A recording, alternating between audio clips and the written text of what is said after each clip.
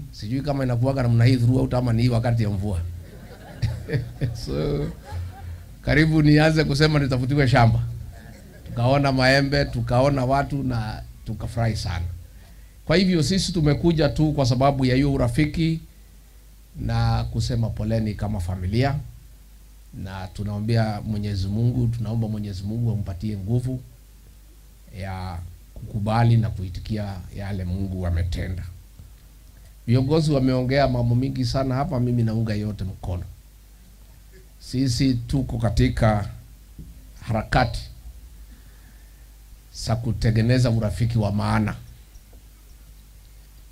Sisi wale tumetoka pande ile ya mlima, juzi tumeshikana kama Gemba, Ikoyo, Embu, Meru, Anakamba. Na hiyo sisi zote tukasema ni sawa. Na sisi tunataka kusema hiyo mlisema mjulikane kama Mount Kenya South, tumekubali. Ndio Mount Kenya yote ikuwe kitu kimoja. Na sisi na nyinyi we are cousins. Sisi ni cousins.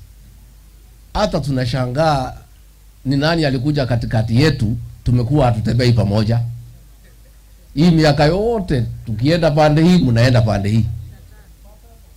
Na sisi ni watu lakini tunasemaga God's timing is wakati umefika.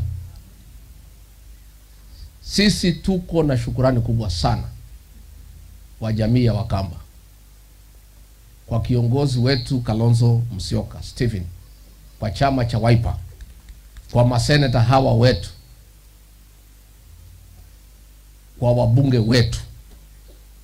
Mumetuonesha sisi urafiki wakati tunatiwa aibu na wale ambaye tulisaidia. Nyinyi hatukusaidia nyinyi, tulisaidia wengine. Wametugeuka, saa ile wanatutesa, nyinyi mumekuja kusaidia sisi. Sisi ni watu ya shukurani sana. Na hatuwezi sahau ile watu ya Wiper kiongozwa na Stephen Kalonzo Musyoka, mumetuonesha juzi. Imetengeneza urafiki wa kudumu na wa maisha kati ya nyinyi na sisi. Na sisi si watu ya kuongea hivi hivi. Tukiamua watu ni marafiki zetu, inakuwaga namna hiyo. Pia tunakumbuka mwaka wa 2007. Kiongozi wenu Stephen Kalonzo Musyoka alisaidia Mwai Kibaki akiwa na matatizo, ameshida kura ya rais lakini hana wabunge ya kuendesha serikali. Kalonzo akakuja akamsaidia Mwai Kibaki, akasaidia serikali yake.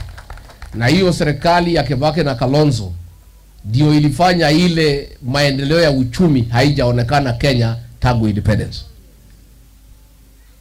Na sisi tulisahau kulipa Kalonzo hiyo deni. Iko. Na sisi ni watu ya kulipa madeni. Tulikuwa na ya Ruto, tumelipa. Sisi hatuna deni yake sasa. Si tumelipa yeye. Tulikuwa tunataka kulipa na installment, tumemlipa the first installment, ameleta madharau. Tumesema hiyo deni imekui. Sisi hatuna deni yake. Sisi tuko free. Sasa tuko na madeni nyingine kidogo ndio tunataka tulipalipe madeni. Tukae bila deni. Si ndio? Sisi tuko na deni ya Kalonzo na nyinyi. Kwa hivyo mimi nataka niseme tunaongea na kiongozi Kalonzo, mimi na viongozi tunaongea. Na tutapanga vizuri.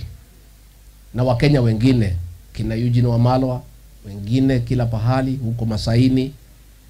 We are talking as Kenyans, tukitafuta njia vile tutajipanga vizuri kwa sababu ya uchumi wa Kenya yetu, na tumalize mambo ya uongo katika hii Kenya.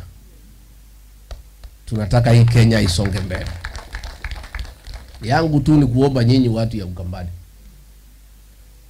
hii uongozi na siasa ni hesabu. Nyinyi mjiandikishe kura.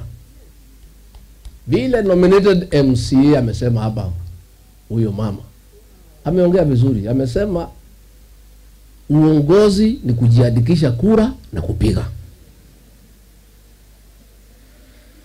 Tukipiga hesabu, Kaiza hii ndio uongoze inatakana 50+1.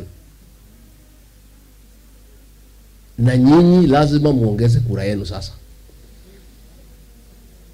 Tunataka Ukambani hii, Kitui, Machakos, Makueni, wale wako Taita Taveta namna hii, vijana wote wajiandikishe, majenzi wajiandikishe. Tunataka mtafute, mujaribu 3.5 to 4 million. Mkishafikisha hiyo mnitafute. Mtafikisha? Mtafikisha? Ndio tupige hesabu. Hii maneno ni hesabu, mtu asikudanganye. Ni hesabu. Sisi pale kwetu tunataka kusukuma up to 10 million. Na nyinyi msukume 4.